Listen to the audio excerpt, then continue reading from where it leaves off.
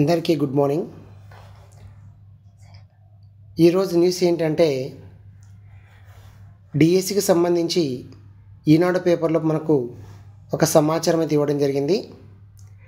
ఏమని ఇచ్చారంటే డిఎస్సి అభ్యర్థులకు 25న నియామక పత్రాల అందజేత అని చెప్పేసి ఇచ్చారు. ఇంకా మెగా డిఎస్సిలో ఉద్యోగాలకు ఎంపికైన అభ్యర్థులకు ఈ నెల 25న నియామక పత్రాలు అందించనున్నారు. అమరావతిలో నిర్వహించే కార్యక్రమంలో సీఎం గారి చేతుల మీదుగా అభ్యర్థులకు నియామక పత్రాలను అందిస్తారు. ఈ కార్యక్రమం ఈ నెల 19న నిర్వహించాల్సి ఉండగా వర్షాల కారణంగా ప్రభుత్వం వాయిదా వేసిందనే విషయం మనకు తెలుసు. కాబట్టి ఇక్కడ మనం చూస్తే యాక్చువల్గా ఈనాడులో ఎక్కడో ఒక చిన్న మూలన ఈ అంశాన్ని ఇవ్వడం జరిగింది. అంటే ఆల్రెడీ అయితే అమరావతిలో వెలగపూడి దగ్గర మనకు ఈ ప్రాంగణాన్ని కూడా రెడీ చేస్తున్నారు. అక్కడ కొద్దిగా వర్షాలు అనేటువంటివి కొద్దిగా తగ్గుముఖం పట్టాయని చెప్పేసి ఒక 25కి డేట్ ఇవ్వడం జరిగింది. మరి 20 తర్వాత ప్రభుత్వము కొత్త ఉపాధ్యాయులకు ట్రైనింగ్ ఇవ్వడం జరుగుతుందా, లేదా వెబ్ ఆప్షన్స్ ఇచ్చుకున్న తర్వాత ట్రైనింగ్ ఉంటుందా అన్న విషయాన్ని మేబీ ఆ రోజే తెలియచేయడానికి అవకాశం ఉంటుంది.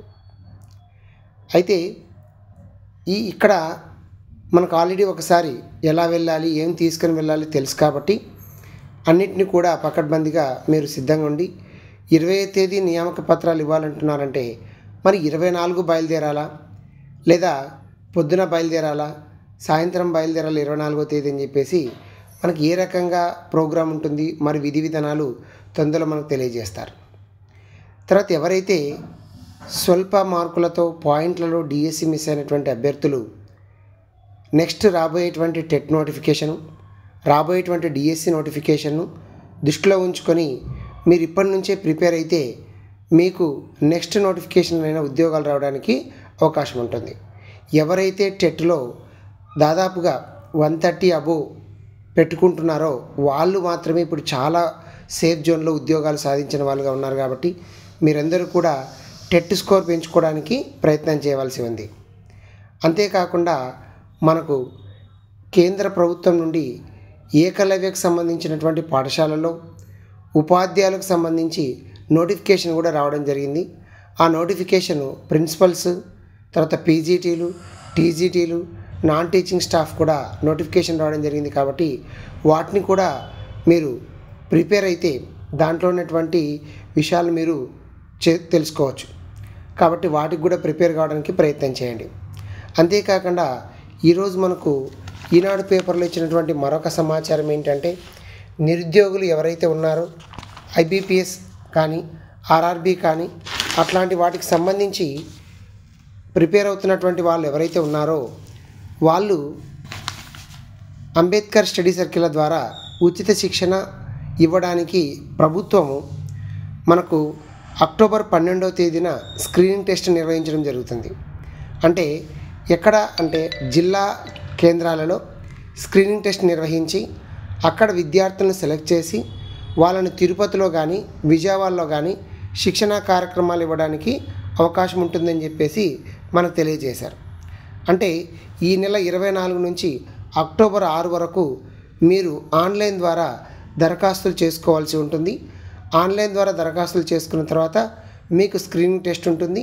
ఆ స్క్రీనింగ్ టెస్ట్లో క్వాలిఫై అయితే మీకు రెసిడెన్షియల్ ప్రోగ్రామ్ కింద మీకు ఈ యొక్క ఐబీపీఎస్ కానీ ఆర్ఆర్బీకి కానీ సెంట్రల్ ఉద్యోగాలకి ఉచిత శిక్షణ ఇవ్వడానికి అవకాశం ఉంటుంది.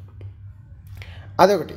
తర్వాత మీకు ఏదైనా డౌట్ ఉంటే దాని కొరకు 9949686306 ఈ నెంబర్కి కాల్ చేసి కూడా మీరు విషయాలు తెలుసుకోవచ్చు అనేది ఈరోజు మనకి ఇచ్చినటువంటిది.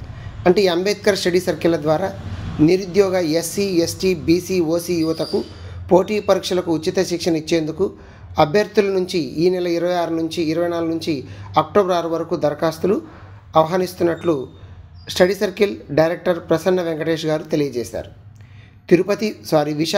విజయవాడ కాదు, తిరుపతి, విశాఖపట్నం కేంద్రాలుగా శిక్షణ ఉంటుందని, శిక్షణా కాలంలో అభ్యర్థులకు ఉచిత వసతి మరియు భోజన సౌకర్యం కల్పిస్తామని శనివారం ఒక ప్రకటనలో ఆయన తెలియజేశారు.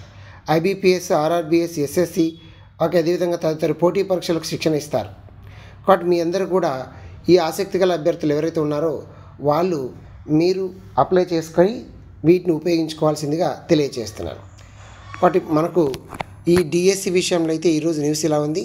తర్వాత నేను ఏకలవ్యకు సంబంధించి క్వాలిఫికేషన్ ఏంటి, ఏ రకంగా దాన్ని అప్లై చేసుకోవాలి, ఎలా ప్రిపేర్ కావాలనే విషయాన్ని కూడా నేను ఒక వీడియో చేయడానికి ప్రయత్నం చేస్తాను.